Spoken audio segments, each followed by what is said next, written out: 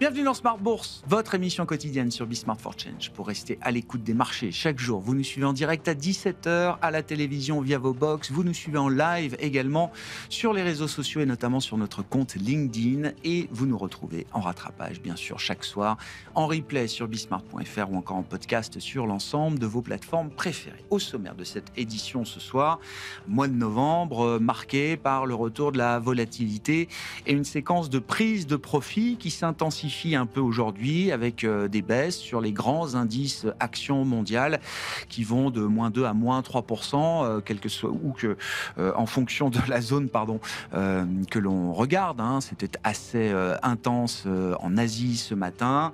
On est sur un -2 pour les actions européennes et on verra comment la séance se déroule aux États-Unis. Des prises de profit légitimes sans doute après une année où les performances cas des grandes classes d'actifs auront été solides.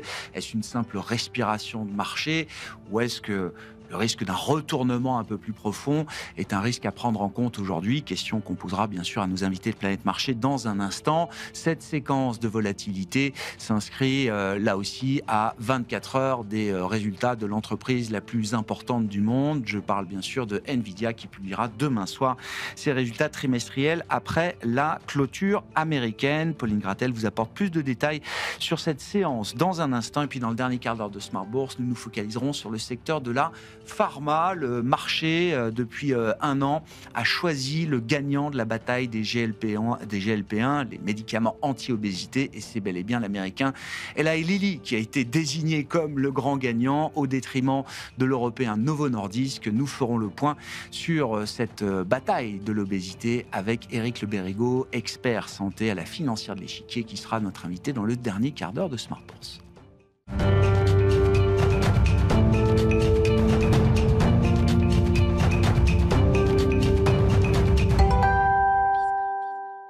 Tendance, mon ami, chaque soir en ouverture de Smart Bourse, Pauline Gratel est avec nous et vous apporte les infos clés du jour sur les marchés. Bonsoir Pauline. Bonsoir. Les indices en Europe, notamment, évoluent en net repli aujourd'hui. Oui, les prises de profit semblent se poursuivre sur fond de craintes concernant les valorisations de la Big Tech américaine et des doutes sur une baisse des taux de la Réserve fédérale lors de sa réunion du 9 et 10 décembre. Dans ce contexte, le Stoxx 600 et l'Eurostoxx 50 reculent de près de 2%. En France, le CAC 40 repasse sous les 8000 points, en repli également de 2%. L'intégralité des valeurs sont dans le rouge et le secteur auto est bon dernier, avec Stellantis et Renault qui cèdent cadre à 5%. Bon, tout le monde est à peu près logé à la même enseigne aujourd'hui. Qu'observe-t-on du côté des indices américains en ce début de séance à Wall Street, Pauline? Les indices américains ont ouvert en recul aujourd'hui. Le Nasdaq, le Dow Jones et le S&P 500 évoluent tous les trois en repli de plus de 1% dans les premiers échanges.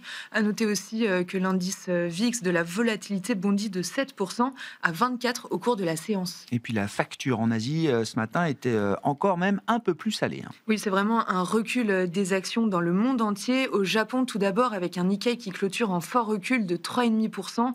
Et il s'agit de sa pire séance depuis le mois d'avril. Au Japon, le rendement à 10 ans continue de se tendre autour de 1,75% et à plus de 3,30% pour le 30 ans.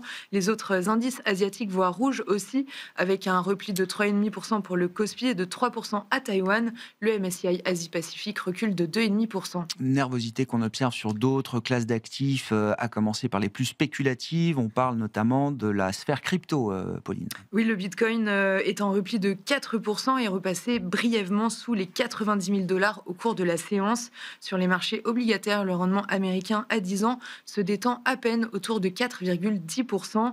En Europe, le rendement allemand de même échéance est stable autour de 2,70%. Enfin, sur le marché d'échange, l'euro-dollar se traite autour de 1,16. On est dans la fin de saison de publication des entreprises américaines avec le secteur de la distribution qui est à l'honneur ces jours et Home Depot qui abaisse ses objectifs annuels. Oui, ses objectifs annuels de bénéfices à cause de la faible demande à l'occasion de sa publication du troisième trimestre. Concernant les résultats, ils sont en demi-teinte. Home Depot dépasse le consensus en termes de vente mais rate les estimations de profit et les projets de bricolage ralentissent. Le titre ouvre en repli de 4%. Du côté de la tech américaine, toujours ces interrogations à minima, voire ces craintes sur la valorisation de certaines sociétés. Oui, les entreprises de la tech américaine ouvrent ainsi globalement en repli. AMD et Amazon cèdent plus de 2%. En amont de sa publication demain soir, Nvidia est également en repli de 2% dans les premiers échanges. Enfin, Alphabet, qui a touché des nouveaux sommets hier, ouvre à l'équilibre. Et à propos de tech, petit bug chez Cloudflare. Aujourd'hui, société clé, fournisseur de sécurité, notamment pour un grand nombre de sites Internet qui se retrouvent perturbés aujourd'hui. Oui, des sites comme X, ChatGPT depuis ce matin. L'entreprise a annoncé enquêter sur cette panne qui affecte de nombreux clients aujourd'hui. Certains sites sont à nouveau accessibles et l'entreprise a fait savoir que d'autres pourraient mettre plus de temps à revenir. Le titre ouvre en repli de 3% dans les premiers échanges. Quel sera le programme de demain sur les marchés pour les investisseurs, Pauline ? Les investisseurs prendront connaissance demain des résultats de Target avant l'ouverture des marchés et de Nvidia donc après leur clôture. Côté macro, on attend l'inflation de la zone euro pour le mois d'octobre en seconde lecture et l'inflation britannique du mois d'octobre également prévue en hausse de 3,5%. Tendance, mon ami, chaque soir en ouverture de Smart Bourse, nous retrouvons Pauline Gratel qui vous apporte les infos clés du jour sur les marchés.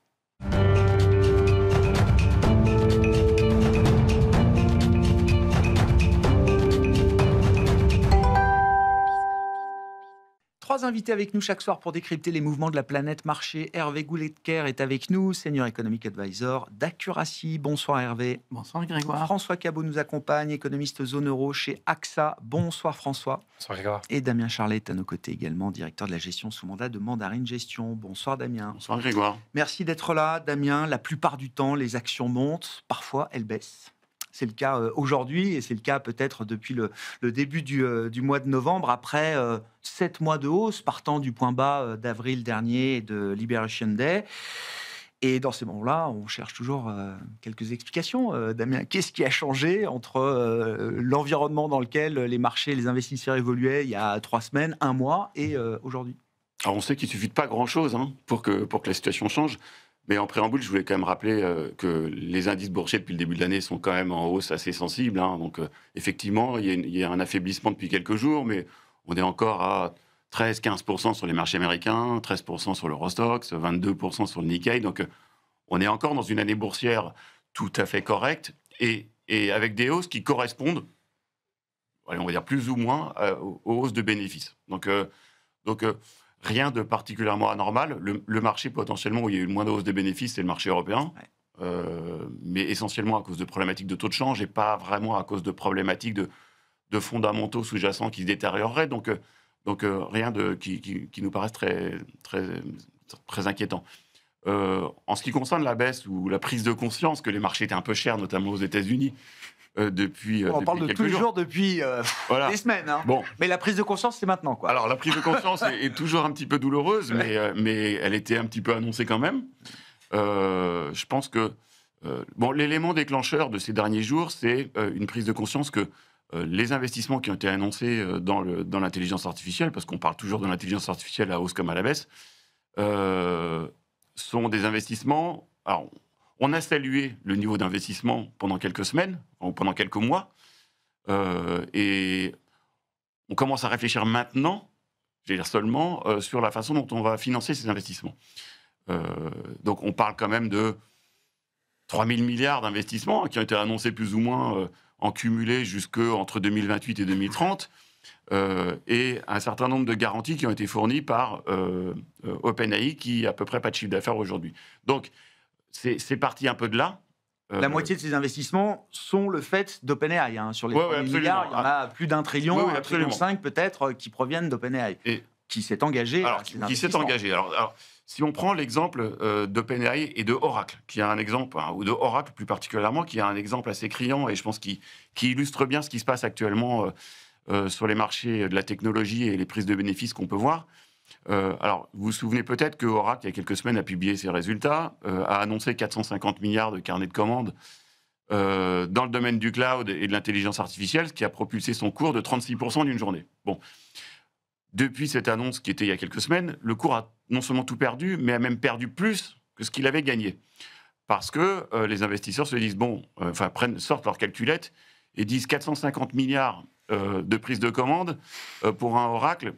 Comment est-ce qu'ils vont les financer, sachant qu'ils ont un cash flow qui est correct, mais qui n'est pas le même qu'un Microsoft ou qu'un Apple ou qu'un Nvidia. Cash flow négatif, Oracle. Voilà. Donc, en creusant un petit peu derrière, évidemment, on se dit, est-ce que les quantités d'investissement qui ont été promises vont être réalisées. Alors, on prend un deuxième exemple, et là, pour le coup, c'est peut-être plus d'actualité aujourd'hui.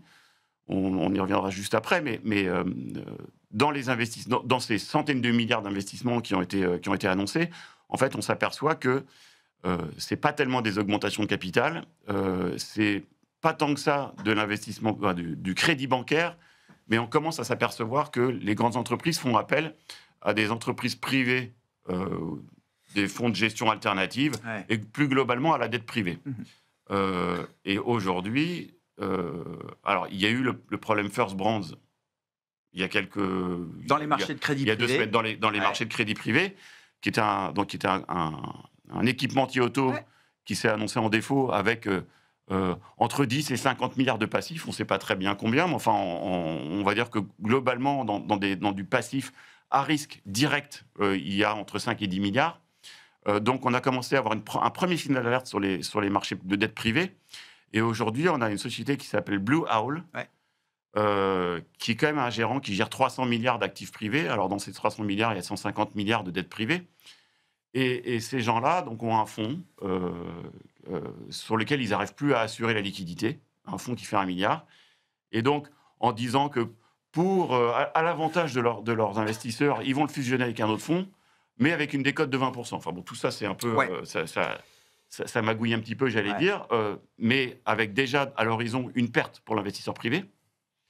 Et en fait, on s'aperçoit, là aussi en creusant un petit peu, qu'un Blue Owl, par exemple, a signé récemment un accord avec Meta pour financer un centre de données qui s'appelle Hyperion pour des centaines de milliards et dont il détiendrait 80%, et ces 80% seraient donc détenus par des investisseurs privés avec potentiellement du levier, on ne sait pas très bien à quel niveau, mais donc un très très gros centre de données Meta sera financé par de la dette privée et avec des acteurs de dette privée qui commencent à afficher des difficultés à assurer la liquidité. Et tout ça, on parle de beaucoup de choses, mais clairement, ça met du stress sur la liquidité, sur le niveau d'investissement, et donc sur la thématique qu'il y a à court terme. On cumule plusieurs sujets, mais il y a effectivement la dimension des investissements et la capacité à réaliser ces investissements dans les infrastructures d'intelligence artificielle, et dans le financement, le fait que les marchés privés gèrent une bonne partie de ce financement. Je rappelle, ces marchés privés de dette privée, alors j'ai plus les ordres de grandeur en tête, mais il y a 10-15 ans, ça pesait quelques milliards, quelques dizaines de milliards à peine. Aujourd'hui c'est plusieurs centaines de milliards, le private credit. C'est 2500 milliards. Non, mais voilà, en 15-20 ans, c'est quand même... La crise précédente, c'est des marchés qui n'existaient pas. Voilà. Pour dire les choses. Par des rendements à 15%, 20%. Donc, on est toujours dans le même cercle vicieux, dans les mêmes exagérations quand les marchés commencent à monter et que essayer de rechercher du rendement avec des produits parfois. Puis il y a un problème d'opacité en plus, il faut le dire. L'information n'est pas aussi transparente, fluide que dans des marchés liquides ou dans des marchés publics. Voilà, donc on n'est pas en train de dire que tout va se casser la figure, mais c'est vrai que depuis quelques jours, les interrogations s'accumulent et avec des acteurs de l'IA qui ont bénéficié des prévisions d'investissement, et quand il y a des incertitudes qui arrivent, évidemment, les gens prennent les bénéfices, ce qui est normal. L'emblème du jour, dans la circularité des deals, c'est donc Microsoft et Nvidia qui vont investir 15 milliards de dollars dans Anthropic, une des stars de l'IA aux États-Unis. Anthropic qui va elle-même acheter 30 milliards de services Azure auprès de Microsoft. Voilà, donc on a quand même une forme d'étroitesse entre quelques acteurs. Mais ça, c'est les acteurs qui ont de l'argent et se revendent. Ils ont de l'argent. Ils ont de l'argent. Potentiellement, ils ont des besoins. Donc c'est moins problématique. Bon, qu'est-ce qui se joue dans cette baisse de marché? Sur quoi est-ce que le marché essaye de mettre un prix là aujourd'hui, Hervé? Je pense que. C'est plus une recherche de cohérence qu'une recherche de prix, je dirais. Parce que si on va du général au particulier, le général, c'est une incertitude très élevée. L'étage en dessous, c'est l'état de l'économie. Bon, on peut dire que c'est peut-être moins mauvais qu'on ne le pensait, mais c'est médiocre. Et puis, quand on arrive au marché, jusqu'à une date récente, c'était un peu euphorique. Mais quand on regardait cette euphorie, on était quand même obligé de se dire, au moins aux États-Unis, les multiples de capitalisation sont stratosphériques. Le multiple de Shiller, donc le PE que l'on corrige du cycle, on était à 40, un maximum à 44 au moment, juste avant le dégonflement de la bulle Internet. Les signaux d'analyse technique n'étaient pas très bons non plus. Donc on voyait tout de même des marchés surachetés. Donc en fait, sur toute la chronique chiffrée, si j'ose dire, on se disait tout de même il y a de l'exagération. Et puis après, dans la rhétorique, on vient d'en parler beaucoup, mais dans cette rhétorique, en fait, on vend tout de même beaucoup de choses. Hier, pour le contrat, non, pas un contrat. On a fait une lettre de bonnes intentions, si j'ose dire, entre la France et l'Ukraine. Mais tous ces investissements, c'est exactement pareil. C'est des projets que l'on a, mais en sachant bien que... dans le militaire, il y a peut-être 30% des lettres d'intention qui débouchent jamais sur un contrat réel. Et je serais presque à parier que dans le domaine de l'intelligence artificielle, ça va être exactement pareil. Parce que le modèle économique de tout ça, en fait, on ne le connaît pas très bien. Qui seront les clients? Pour quelle demande? À quel prix? Alors, tout ça, on ne sait pas bien répondre. Et dans ce cas-là, du côté de l'offre, dans ce petit cartel où chacun essaie de faire la course en tête par rapport aux autres, on a trouvé intelligent de dire « moi, je vais faire plus d'investissements que toi, tu vas voir un peu, et donc je vais avoir une avance sur toi ». La bourse réagissait bien. C'est l'histoire de la vie économique, ça, quand même, Hervé. Enfin, c'est une partie de l'histoire de la vie économique, mais en fait, allez, croyons au choc technologique et aux avancées économiques que cela apportera, mais il ne faut pas oublier que bien souvent, quand on a un choc technologique important, les vainqueurs ne sont pas du côté de l'offre, parce que finalement, il y a une espèce de banalisation qui se fait et les prix baissent, mais se fait du côté des demandeurs qui sont malins et qui savent utiliser ça d'une façon à la fois intelligente et profitable. Donc en fait, on regarde de ce côté-là des offreurs, alors que peut-être il faudrait regarder du côté des clients de ces offreurs. Là, c'est plus flou, mais c'est peut-être là que les choses vont se passer. Donc j'ai quand même l'impression que si on prend la chronique des chiffres de la macro au marché, et si on prend l'histoire derrière, on a quand même envie de dire que tout ça invite à une certaine prudence. Il faut savoir sortir au bon moment. Alors, est-ce que c'est le bon moment de sortir? Ça, c'est pas moi qui suis le mieux placé pour le dire. Mais je trouve que ça ressemble un petit peu à ça. En fait, on a rêvé sur l'IA, on a rêvé sur la Fed et sur l'ampleur des baisses de taux de vent. On en reparlera peut-être, mais la problématique de la Fed est plus exactement celle que les marchés ont en tête. Bref, le monde change et les marchés ont des espèces de cartographie conjoncturelle, choc structurel, qui date un peu, et puis donc on rêve jusqu'au jour où on trouve qu'on a rêvé un peu trop grand, et la question c'est est-ce qu'aujourd'hui on a rêvé un peu trop grand? Enfin, ce rêve de l'IA, pour l'instant, c'est vrai qu'il prend... Enfin, c'est plus que l'éléphant dans la pièce. Enfin, quand on voit la contribution à la croissance américaine, je voyais peut-être que 80% des dépenses de l'investissement immobilier aujourd'hui aux États-Unis consistent à construire des data centers. Enfin, je veux dire, on parle plus de résidentiel, de bureaux, etc. C'est tout pour des data centers. Et j'ai l'impression que l'IA prend cette place-là, disproportionnée, démesurée, un peu partout dans l'économie américaine, François. Oui, non, c'est sûr que là, je ne reviendrai pas sur tout ce qu'a dit Damien déjà. Il y a un espoir et un rêve, comme disait Hervé, qui a été là, qui a été probablement l'histoire des cycles économiques fait qu'on surshoote, on revient à une tendance, on redécouvre effectivement le business model à terme quand il deviendra mature et quand il rencontrera effectivement une demande qui est jusque-là relativement illusive, qu'on a du mal à... Quelle demande? Est-ce que c'est de demande grand public? Est-ce que c'est du consumer? Est-ce que c'est de l'entreprise? Est-ce que c'est du mass market? Est-ce que c'est du segmenté? Est-ce qu'on est bien... À l'arrivée, c'est pas les mêmes prix, c'est pas les mêmes marges. Exactement. Pas le même marché. Donc on est en train de découvrir tout ça. Moi, je trouve que néanmoins, dans le marché, il y a et je ne reviendrai pas sur l'aspect IA qui est très clair, et Hervé l'a mentionné à l'instant, l'aspect taux quand même. Et ça revient avec la dynamique de il faut qu'on se finance cette affaire-là. Et de la se financer avec une Fed qui baisse les taux plus ou moins en ligne droite jusqu'à 3%, voire en dessous, ou on resterait à 4 et voire un peu au-dessus, ça raconte une histoire quand même assez différente. Donc là-dessus, on a quand même un changement de pricing de marché assez important, donc, et qui correspond bien au timing. Fin octobre, on passait 100% de baisse de taux en décembre. Après le meeting de la Fed, on était à 60%, et là, on est à peine 40% en décembre. Et on a encore, avec encore moins de certitude sur l'après, vu qu'on va découvrir jeudi le début de la séquence des chiffres post-shutdown. Et avec ça, la réaction de la Fed. Donc je pense que quand même... Ce rêve, il y a une grande sensibilité, ce rêve d'investissement de CAPEX, il est quand même très sensible au niveau des taux d'intérêt. Ça me rappelle un peu ce qui s'est passé avec les renouvelables, quand on a eu cette bulle verte dans une autre mesure. Mais c'est vrai qu'on s'est aperçu, mais en fait, ce sont avant tout des projets financiers. C'est-à-dire qu'il faut actualiser. Et avec un taux à 0 et un taux à 2, 3, 4%, c'est plus du tout la même histoire que vous fassiez des éoliennes, des panneaux solaires ou autre chose. Tout à fait. Alors, ce qui est très différent et ce qui peut-être apporte un peu d'espoir par rapport à la bulle Internet des années 2000, c'est qu'on a de la croissance, on a des profits et on est leveragé, OK, mais on est quand même moins sur une pente raide qu'on l'était il y a 25 ans. Ouais. Donc là-dessus, déjà, on peut être relativement plus confiant, ce qui était probablement le tonalité de votre discours, et je suis entièrement d'accord avec ça.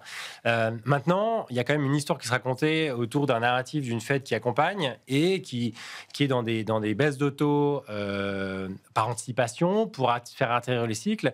Et là, on se rend compte que sans avoir trop donné, en fait, la Fed a changé globalement complètement le ton, et à la suite de ce meeting de novembre, les différents membres votants sont arrivés en renfort en disant ceux qui pensaient qu'il ne fallait pas faire de baisse de taux, on n'est pas beaucoup plus convaincus, et ceux qui pensaient qu'ils voulaient faire des baisses de taux, on demande à être convaincu qu'il faille en faire. Donc là-dessus, je pense que ça change la dynamique, parce qu'on se rend bien compte que les opérations de refinancement et de ces investissements-là à horizon long terme, il y a quand même un coût qui va être à absorber et qui n'est pas du tout aussi évident par rapport aux perspectives relativement encore difficiles à entrevoir sur cet environnement-là. Et puis, dernier élément, et on y reviendra sûrement, sur les aspects de taux longs. Alors, c'est plus une histoire peut-être européenne avec le Royaume-Uni, mais quand même aux États-Unis, il y a quand même une histoire de dette publique qui traîne. Alors, avec le shutdown résolu, on sait bien que ça ne résout rien, mais il y a quand même une histoire de les taux courts qui baissent moins et puis les taux longs qui restent accrochés. Et donc là-dessus, effectivement, une pente de courbe qui reste assez steep et qui évidemment, apporte du met de l'huile sur le feu quelque part, cette histoire de refinancement. Qu'est-ce qui fait que la Fed pourrait, effectivement, in fine, être en pause à l'occasion du meeting de décembre? C'est un marché du travail, finalement, qui serait meilleur que ce qu'on anticipait, et notamment que ce que Jérôme Powell commençait à décrire autour du mois d'août à Jackson Hole, etc., en mettant un focus important sur la dégradation du marché du travail. Donc l'emploi irait mieux, ou est-ce que c'est des inquiétudes, alors les deux étant corrélés, mais ou est-ce que c'est des inquiétudes vis-à-vis d'une inflation qui commencerait à repartir, notamment à travers les biens peut-être, plus qu'à travers les services, François? Oui, non, je pense qu'il y a les deux, effectivement, qui sont les deux parties de l'équation. On sait que les deux parties du mandat sont à risque pour la Fed, et avec une subtilité supplémentaire, c'est qu'on a encore du mal d'un point de vue de données, mais en tout cas, la Fed, elle, est très claire dans son discours sur le marché de l'emploi est-il faible parce que la demande est faible, ou parce que l'offre est restreinte. Et là, ce qui était assez surprenant, en tout cas de notre point de vue, parce qu'on n'a pas beaucoup de données, c'est qu'en novembre, Powell a quand même dit que très clairement, c'est quand même plutôt une histoire d'offre, cette histoire-là, et donc du coup quelque part inflationniste. Donc là-dessus, effectivement, la tonalité a été relativement claire, et il leur faudrait peut-être plus que ce que l'ADP nous a donné et ce que les indicateurs ISM emploi qui ont un peu rebondi mollement, mais ces deux derniers mois, pour effectivement diguer pour renverser la tendance et quelque part délivrer une baisse de taux en décembre. Bon, des problèmes d'offres qui ont été auto-créés ou auto-infligés en partie par l'administration Trump. Je ne sais pas s'il reviendra sur sa politique migratoire. En tout cas, il est déjà en train de revenir quand même sur certains tarifs douaniers qui concernent des biens de première nécessité, notamment dans la sphère agroalimentaire. Hervé. Oui, je crois que sur l'aspect politique de Trump, il ne faut pas raisonner en se disant « il a dit, il a fait, maintenant on est au clair, on est capable d'allonger notre vision ». En fait, c'est quelqu'un qui parle beaucoup, changent souvent d'avis, et donc la capacité à être surpris va être grande. Alors on peut être surpris positivement ou négativement. Il n'empêche que les anticipations qu'on fait sur Monsieur Trump et sur ses décisions, ces anticipations, elles valent pas grand-chose. Elles seront confrontées vraisemblablement à des remises en cause. Donc de ce côté-là, il faut être attentif. Du côté de la Fed, elle est quand même confrontée à un certain nombre de difficultés. La première, c'est Trump, d'ailleurs. Et quelle est la part de Trump dans les 2 baisses de taux que l'on a déjà eues? Il y avait quand même vraisemblablement une volonté de calmer le débat parce qu'il prenait une ampleur qui, pour toute personne attachée à son mandat, ne pouvait qu'être inquiétante. Donc, ils ont délivré en donnant le discours rationnel qu'il fallait donner, mais derrière cette rationalité, il y avait tout de même la nécessité de calmer le jeu. Je pense qu'il faut garder cela. Deuxièmement, leur double mandat inflation-croissance, c'est un mandat de courbe de Phillips. Donc c'est un mandat un peu années 60, c'est-à-dire le taux de chômage baisse, l'inflation monte. Et ça, c'est bien la demande. Et donc, si on est dans une logique de marché du travail qui est plutôt conduite par des contraintes d'offres, ça marche plus du tout pareil. Et dans ce cas-là, ils se trouvent avec leur double mandat, ils savent pas qu'en faire. Ils viennent de revoir les attendus de leur politique, ils vont pas les revoir encore parce qu'ils s'attendaient pas à Trump, ils s'attendaient pas à l'immigration, et donc ils sont aujourd'hui dans une situation qui est embarrassante au point que on aime bien aux États-Unis raisonner en taux neutre, c'est-à-dire le taux qui n'aurait pas d'incidence sur le profil de la croissance. Aujourd'hui, quand on est savant, on dit qu'il est à 3,75. Donc, en gros, on a une neutralité de la politique monétaire. Mais il y a un débat. Il y a ceux, alors plutôt les académiques, qui vont dire non, il y a tous les changements structurels poussent le taux neutre à la hausse. Il faut se préparer peut-être à quelque chose de 5%. Et puis, il y a les Trumpistes qui disent non, vous comprenez rien, il est à 2,5. Miran, donc le nouveau membre du FOMC, dit qu'il est à 2,5. Donc, en fait, je pense que méthodologiquement, ils ont une difficulté et la traduction chiffrée est aussi une autre difficulté dans l'environnement plus politique que l'on a décrit. Donc en fait, lorsque le président Powell, Powell, nous dit dans le brouillard, il faut rouler lentement, en fait, ça c'est sûr. Dans le brouillard, il faut rouler lentement. Donc là, on n'a pas de chiffres. Quand on n'a pas de chiffres, les chiffres qu'on peut qualifier d'officiels, publics. On a eu des chiffres privés, mais sur l'emploi, les chiffres privés, ils tirent à U et à Dia. Donc, en fait, on ne sait pas très bien ce qui se passe. Donc, c'est vrai qu'il faut commencer par mieux savoir et peut-être qu'on aura une décision. Donc, dans 10 jours ou 15 jours, saura beaucoup mieux. C'est peut-être un peu court. Pas sûr. Avec effectivement un niveau de dissension très inhabituel au sein du FOMC sur la dernière décision. Une fois qu'on a dit tout ça, c'est vrai que sur une séance comme ça, un peu de baisse appuyée, les taux longs ne bougent pas, quoi. C'est toujours un peu la même histoire. 10 ans américains, à peine, reste à 4,10, quoi. Alors, je pense qu'une des problématiques, ou une des différences avec le passé, qui est qu'on ne voit pas cette espèce de valeur refuge que seraient les taux américains, c'est que les investisseurs internationaux, aujourd'hui, ils essaient de diversifier leur change. Donc, comme ils sont un peu inquiets par la direction pourrait prendre le dollar, ils vont aller chercher d'autres devises. Pas encore du Bitcoin apparemment, puisque ça reste très corrélé au marché financier, mais ils vont aller chercher d'autres devises, ou alors aller chercher d'autres taux, comme le taux japonais qui n'arrête pas de grimper, donc qui offre un rendement un peu meilleur, ou un arbitrage un peu moins défavorable qu'avant. Mais la problématique, c'est tous les risques qu'il y a autour du dollar. Je pense que c'est la raison pour laquelle les taux ne bougent pas. Est-ce que Trump va prendre le pouvoir à la Fed et faire n'importe quoi avec le bilan de la Fed ou avec les taux d'intérêt pour monétiser son déficit budgétaire, ce qui reviendrait à de l'émission de papier, de l'émission de dollars et qui ferait baisser le dollar. Donc ça, je pense qu'il y a une certaine méfiance là-dessus. Dans les autres éléments, il y a quand même une incertitude sur la direction que prend l'économie américaine aujourd'hui. Alors, on n'est pas particulièrement inquiet. Je veux dire, pour l'instant, ça résiste très bien. Les tendances de ces derniers mois, c'était plutôt de la révision à la hausse que l'inverse. Mais malgré tout, effectivement, avec une absence de chiffres et puis des interrogations sur le marché de l'emploi, Il va y avoir des chèques, hein. Oui, alors. Bah oui. Éventuellement. Éventuellement. Ah bah oui, non, alors, mais- oui, on est. Enfin, éventuellement, moi, les je élections signe. approchent, mais Non, est-ce que les chèques vont faire que le marché de l'emploi va s'améliorer? Ça serait un one shot qui effectivement. Non, mais c'est la croissance feu de paille. Mais je veux dire. Ou est-ce que ça serait du taux d'épargne supplémentaire? Peut-être en partie l'un et partie l'autre. Enfin, le chèque, j'allais dire.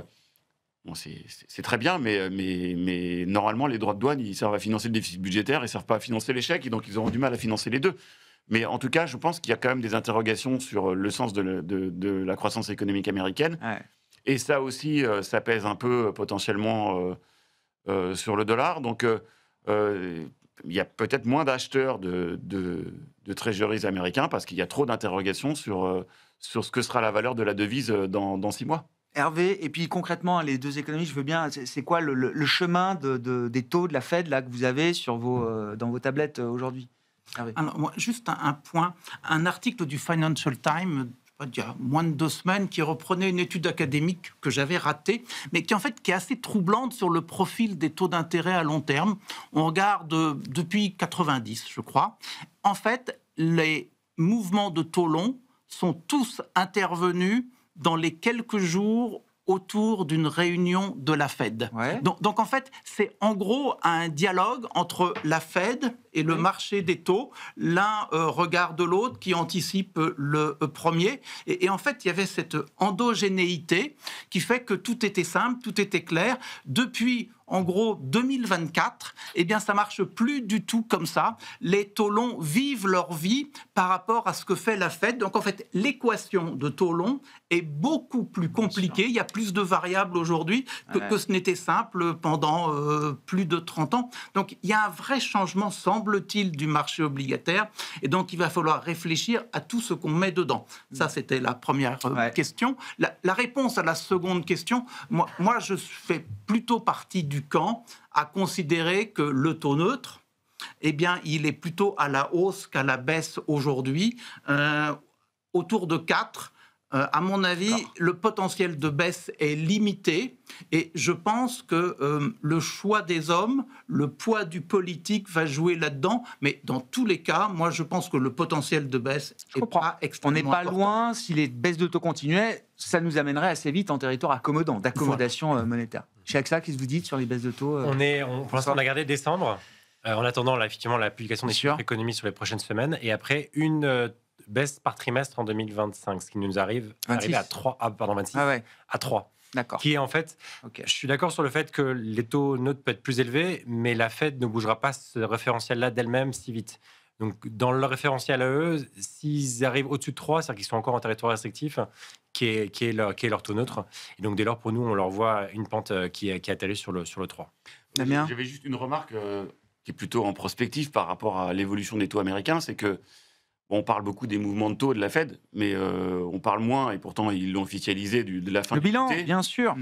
Et la fin du QT, et éventuellement, certains économistes pensent que deuxième moitié de l'année prochaine, il pourrait commencer un QE. Mais c'est un bazooka. C'est un bazooka potentiel. Bien sûr. Dans la série des économistes qui ont fait un peu les maths du truc, ce qu'on explique, c'est qu'en réinvestissant une partie du bilan, on va couvrir quand même, mois par mois, une bonne partie des émissions du Trésor. Et avec, je pense quand même, dans l'idée que les taux ne montent pas.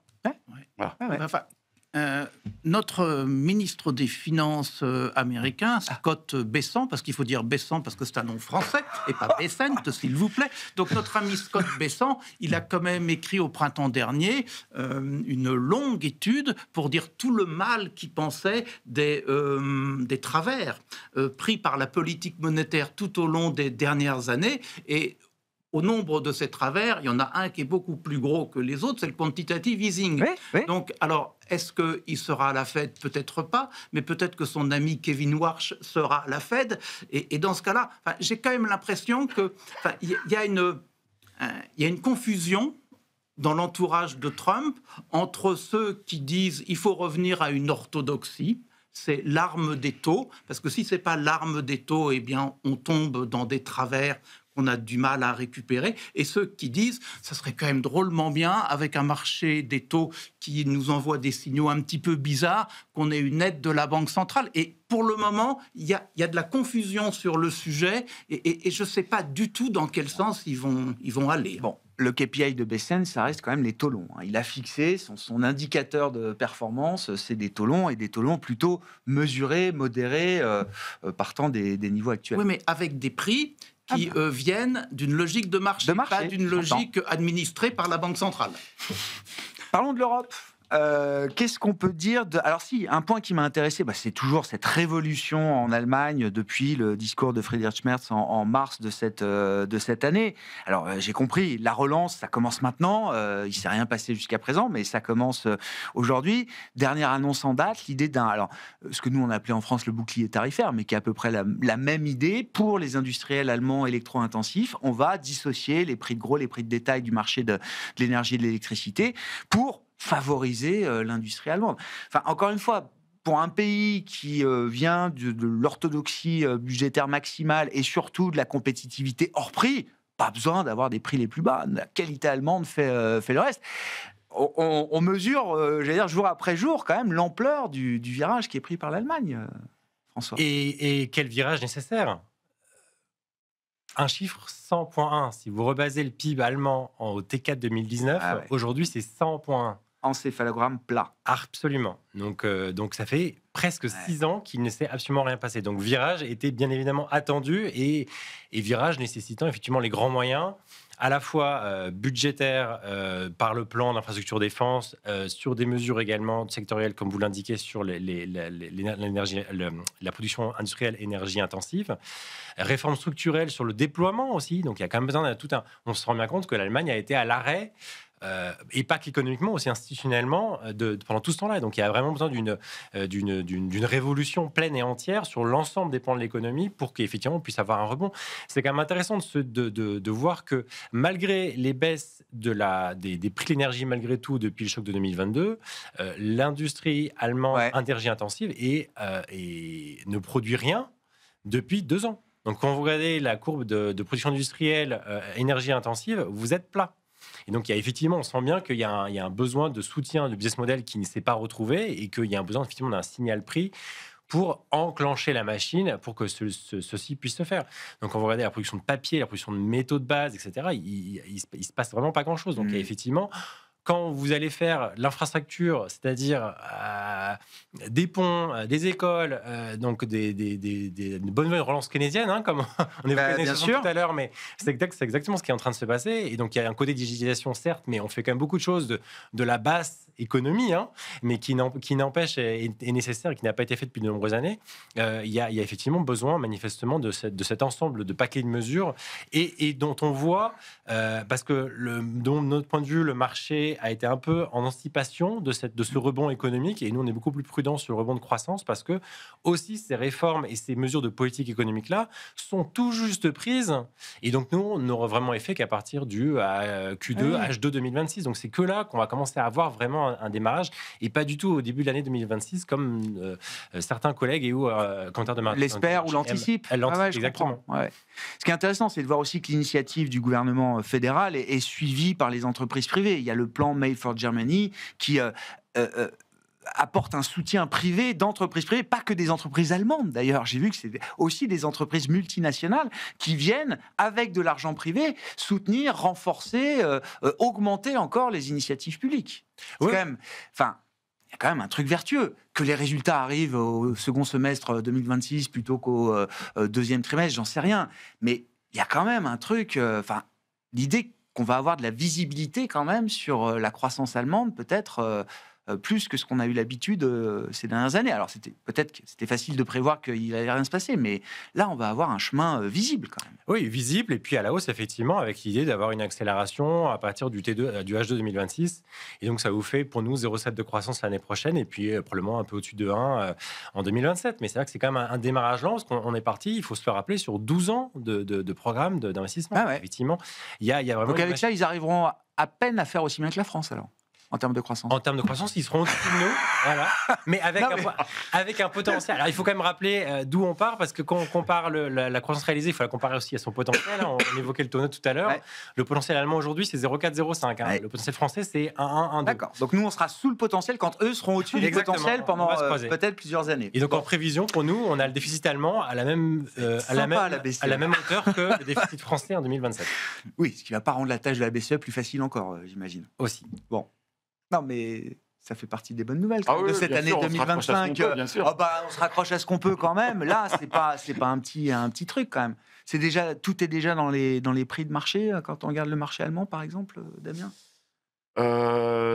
Non, je suis pas convaincu. Je pense que, alors, justement, au niveau prospectif, on a parlé des États-Unis, on a parlé d'Europe, et je pense que ce qui est important de souligner aujourd'hui, c'est que mon sentiment, c'est qu'on a une meilleure visibilité, paradoxalement, sur la croissance européenne que sur la croissance américaine. Alors, ça ne veut pas dire que la croissance européenne va rester inférieure à la croissance américaine, mais en tout cas, on se pose moins de questions sur la croissance européenne, avec des niveaux de valo qui ont toujours été inférieurs au niveau américain, mais si on regarde en relatif par rapport à la moyenne historique, l'Europe est, allez, on va dire, 5-10% supérieure à sa moyenne, et les États-Unis sont un bon 20% au-dessus.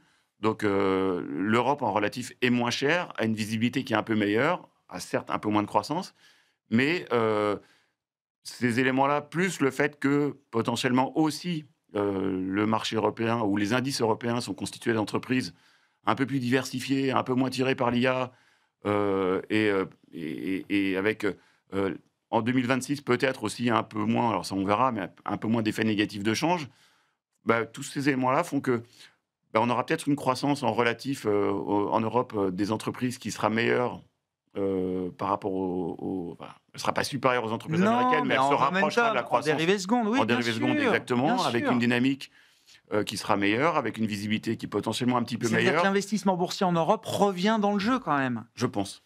Ouais. Je pense. Et avec des investisseurs internationaux qui commencent juste à revenir, à mon avis. Ils étaient... j'ai déjà rappelé, je pense, plusieurs reprises, mais l'Europe a déjà surperformé largement fin 2024, début 2025, avant qu'il y ait Liberation Day. Et je ne vois pas pourquoi, aujourd'hui, ça ne recommencerait pas. Ouais. Hervé? C'est l'histoire allemande, je pense qu'il faut la regarder avec plus de prudence que ce que vous dites, François. Je l'ai trouvé prudent déjà, François. Je ne sais pas si je vous défends, François, mais j'ai trouvé justement... Je vais remettre une autre couche de prudence. Plus prudent, alors. Okay. Parce que je pense que... C'est pas quand même comme si c'était rien passé. Non, mais il y a eu de très belles annonces. Maintenant, la question, c'est la déclinaison des annonces dans un environnement politique allemand compliqué et qui va contraindre l'action du gouvernement, l'action du chancelier Mersch. D'abord, c'est un secret pour personne que la majorité, elle est un peu qu'à un quart entre les... Oui, mais c'est vrai aussi en Allemagne. Ouais. C'est vrai aussi en Allemagne. Donc c'est le capital politique qui lui manque. Donc en fait, il y a cela. Il ne faut pas oublier que les sondages donnent Alternative pour Deutschland devant... Il n'y a pas une grosse différence, mais devant les démocrates chrétiens. Et il y a quand même beaucoup de papiers qui sortent en Allemagne pour dire on utilise l'argent des plans pour autre chose que ce que l'on veut. On a besoin de dépenser ici ou là parce qu'il y a des incendies plus politiques qu'économiques. Et donc, en fait, la capacité d'action vertueuse avec un multiplicateur économique élevé. Moi, j'ai l'impression qu'il y a des questions de calendrier, et là, je suis d'accord avec François, tout va prendre plus de temps, mais j'ai en plus le sentiment que le fléchage pourrait être moins économiquement vertueux que ce que l'on pensait, et que donc, moi, je suis un peu prudent, encore plus prudent en disant, finalement, on a cru des tas de choses parce qu'on a un regard sur l'Allemagne assez classique. Ils disent, ils font. Là, il y a un embarras qui est quand même assez élevé. Et donc, à ce niveau-là, je suis un peu inquiet. Et puis, quand même, sur l'Europe, on est géopolitiquement pas stable du tout. Qu'est-ce qui va se passer sur notre frontière de l'Est? On n'en a pas d'idée. Avec quelles implications? Notre relation avec les États-Unis, elle est compliquée. Aujourd'hui, les histoires de politique commerciale, se sont apaisés. Mais pour combien de temps? La versatilité du président américain fait Il ne va pas nous refaire un Liberation Day tous les 6 mois quand même. Là, je crois qu'il lui-même a compris aussi. Non, écoutez, ouais. il peut nous revenir en disant « Vous avez pris des engagements sur vos achats, l'Europe, où en est-il? Vous avez pris des engagements sur vos investissements chez nous, où en est-il? Où en sont-ils ?» Et puis, la relation avec la Chine est compliquée aussi. Et donc, Chinois et Américains vont savoir jouer de la faiblesse européenne. Et donc, je pense que la capacité à être surpris à l'horizon des prochains trimestres par l'au-delà de nos frontières économiques est quand même assez grande. Donc, l'Allemagne, je ne sais pas. La France, on a du mal à être optimiste. L'Italie, alors au niveau des comptes publics, c'est plus vertueux. Tant mieux, c'est pas pour ça qu'il y a beaucoup de croissance. En Espagne, la croissance est un peu artificielle. Donc, tout ça mis bout à bout, moi j'ai l'impression que s'il y a des interrogations de l'autre côté de l'Atlantique, il y en a un peu chez nous. Bon, une note de prudence qui, j'allais dire, convient à la séance boursière du jour. Hervé, merci beaucoup à vous trois en tout cas. Merci d'avoir été les invités de Planète Marché ce soir. Hervé Gouletker, Accuracy, François Cabot, AXA, Damien Charlet, Mandarin Gestion.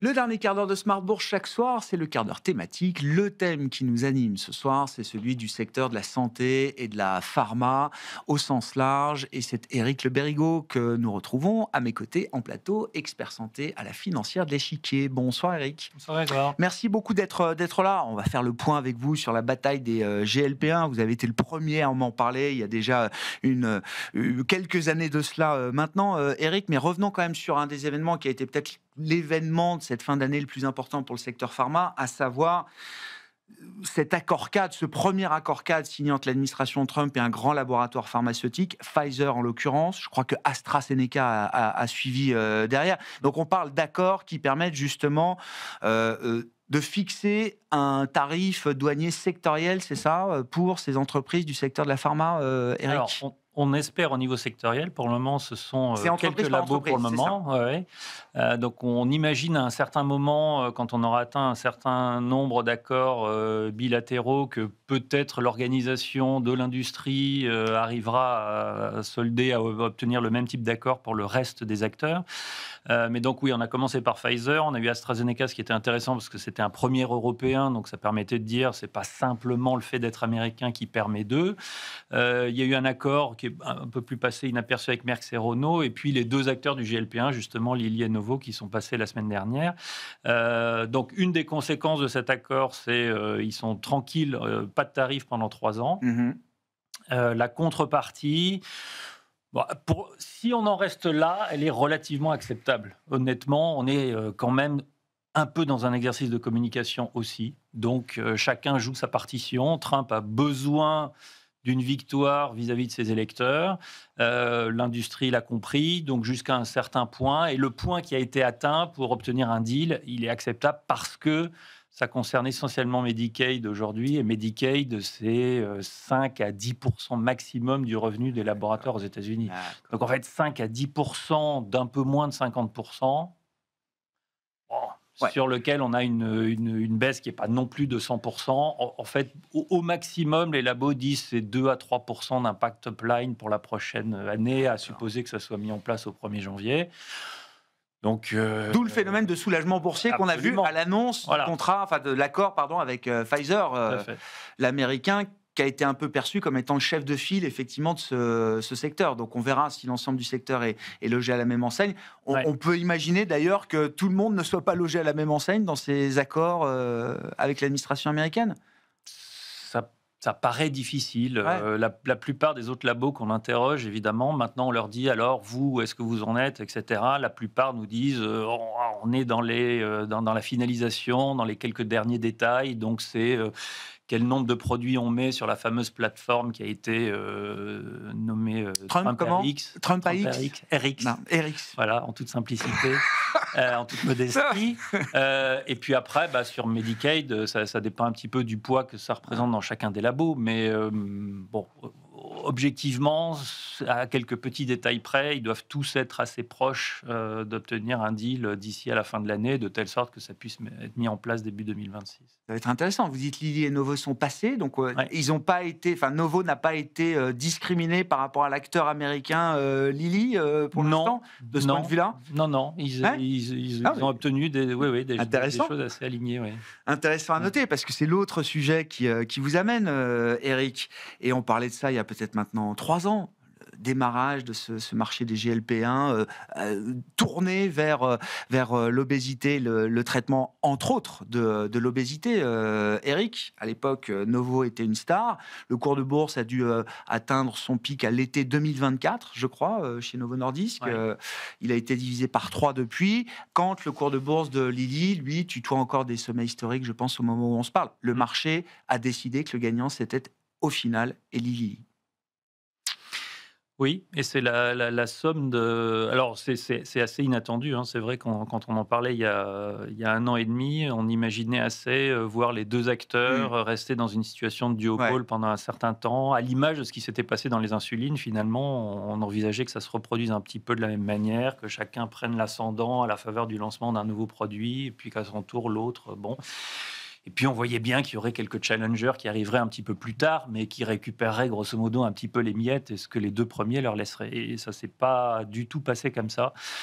Et en fait, c'est une somme de petites erreurs, erreurs de communication, erreurs de positionnement des produits, erreurs dans le messaging. C'est-à-dire que Novo a voulu se positionner très haut sur la pyramide, sur des patients très obèses, avec un discours très médical, arriver avec des résultats cliniques sur des bénéfices sur la mortalité, etc.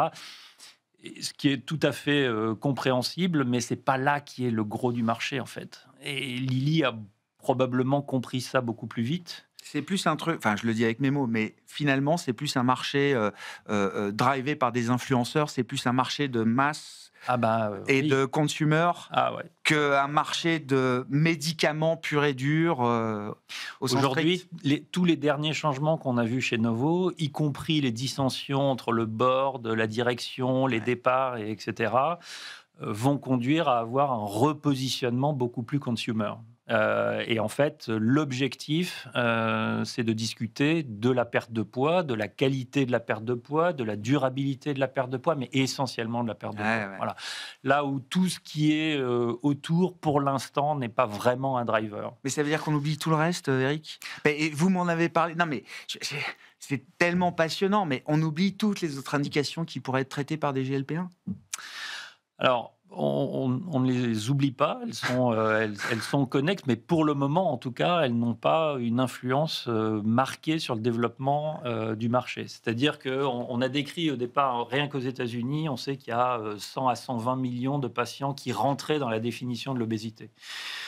Et on savait qu'il y en avait à peu près probablement 20% qui étaient des patients sévèrement atteints avec plusieurs facteurs de comorbidité. Bon, c'est ceux-là qu'au début, Novo a voulu viser en disant c'est ceux qui ont le plus de chances d'être couverts par une assurance, quelle qu'elle soit. Donc, le patient, ça ne lui coûtera rien. C'est ceux qui ont le plus de chances de rester durablement sous traitement, parce que pour eux, ça deviendra un traitement chronique. Parce qu'à la limite, même si sur l'élément de perte de poids, ils pourraient être enclins d'arrêter pour tenir leurs bénéfices cardiovasculaires, ils le prendront comme on prend un traitement de l'hypertension ou de l'insuffisance rénale. Et en fait, ça n'a pas comme ça. Voilà, ça n'a pas fonctionné. Alors, il y a eu les problèmes de production, il y a eu du shortage sur les produits, ce qu'on a appelé le compounding, c'est-à-dire que des pharmacies ont été capables de copier un petit peu le produit en l'améliorant. Et puis, même quand il est venu à nouveau totalement disponible, ils ont continué à... Enfin, aujourd'hui, on traite un petit pourcent de ces 100 à 120 millions. Donc, en fait, le marché est toujours là. Ça veut dire que ce qui a été fait jusqu'à présent ne permet pas d'aller chercher ce marché en volume. Alors, on est en train maintenant de mesurer, on va mesurer l'élasticité prix-volume, parce qu'on a un effort très important sur la baisse de prix. On va voir. C'est quoi, $400 sur un mois, $400-500 par mois voilà, on tombe à ces niveaux-là. Oui, on était à 1300. Voilà. Donc, il y a une baisse de prix certaine, et il y a une hausse de volume possible.